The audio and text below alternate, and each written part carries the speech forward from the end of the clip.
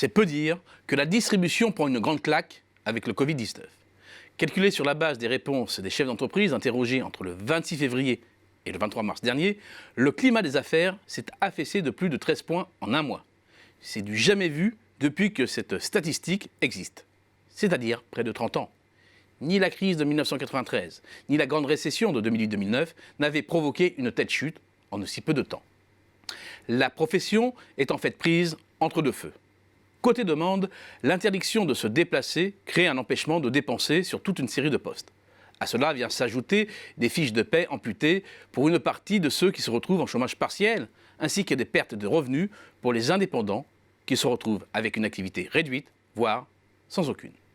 Côté offre, c'est bien simple. Près de la moitié du commerce de détail est à l'arrêt total. Que les fermetures soient imposées par arrêté, c'est le cas notamment des grands magasins, fleuristes, concessionnaires auto, spécialistes de l'habillement, une partie des marchés. Ou que les fermetures soient imposées par l'impossibilité des commerçants à s'approvisionner et à se constituer des stocks.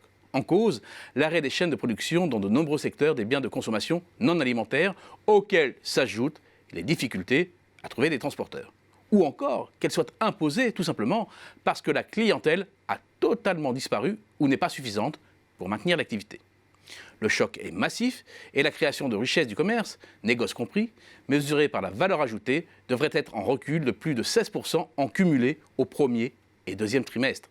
C'est historique en période de paix. C'est 4 fois plus marqué qu'au moment de la paralysie économique de 1968 où la VA avait plongé de 4% au deuxième trimestre. Sous l'hypothèse d'un confinement d'une durée de 45 jours, le rebond devrait être spectaculaire, inédit là aussi.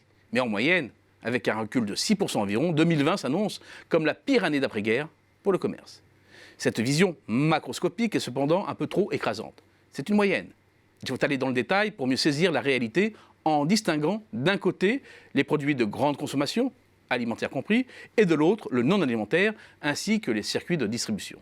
Depuis les premières grosses alertes du Covid-19 en Italie, les ventes de PGC étaient sur une pente croissante, avec déjà des comportements de stockage.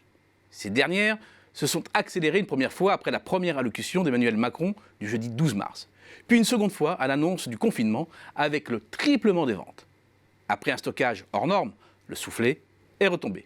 Outre les comportements de surstockage, les achats principalement de produits alimentaires devraient bénéficier également du boom de la consommation à domicile lié à la fermeture de l'ensemble des établissements de restauration commerciale et de nombreux restaurants collectifs, dans l'éducation et les entreprises notamment.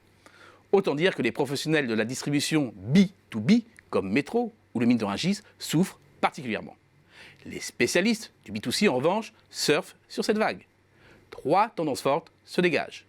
Après avoir été les grands gagnants des premiers rushs des consommateurs, les hypermarchés souffrent maintenant du confinement des ménages et de leur éloignement des centres-villes, au moment même où il devrait y avoir un pic d'activité avec les fêtes de Pâques.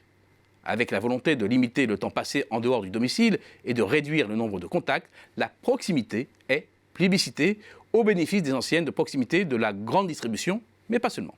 Enfin, dernière tendance, le e-commerce alimentaire est en train de passer un cap et va rattraper son retard sur les autres marchés. Dans le non alimentaire, la chute des ventes est massive et devrait atteindre 13% en moyenne en 2020. Outre la fermeture des magasins spécialisés, même le e-commerce est en difficulté. À la fois parce que la surconsommation dans l'alimentaire a entamé le budget des ménages, mais aussi parce qu'il y a recentrage sur l'essentiel. La mode est en première ligne, mais aussi pour des raisons ponctuelles. Fermeture temporaire des sites marchands, comme celui d'IKEA, notamment le temps de réorganiser la logistique, limitation de l'offre, etc.